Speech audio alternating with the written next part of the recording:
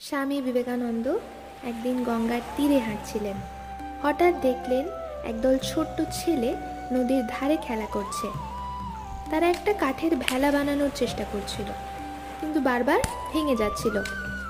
একজন ছোট্ট ছেলে উঠে দাঁড়িয়ে বলল, আমরা পারবো না, এটা খুব কঠিন। স্বামীজি মৃদু হেসে কাছে গিয়ে বললেন, কেন পারবে না? ছেলেটি বলল, আমরা অনেকবার চেষ্টা করেছি, কিন্তু বারবার ভেলা ডুবে যাচ্ছে।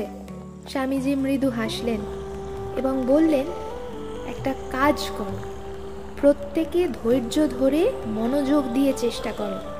একবার ব্যর্থ হলে আবার চেষ্টা করো, হাল ছেড়ো না। ছেলেরা নতুন উদ্যমে কাজে লেগে পড়ল। কয়েকবার চেষ্টা করার পর তারা সফলও হলো।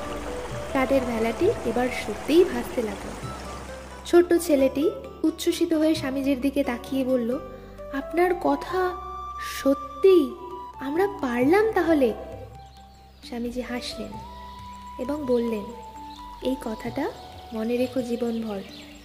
একবার ব্যর্থ হয়ে গেলে ভয় পেও না, বারবার চেষ্টা করলেই সফলতা আসবে। এই ছোট শিক্ষাই একদিন ছেলেগুলোর জীবনে বড় অনুপ্রেরণা হয়ে উঠল। ঠিক যেমন স্বামী বিবেকানন্দ বলেছিলেন, ওঠো, জাগো, লক্ষ্যে পৌঁছানো পর্যন্ত থেমো না।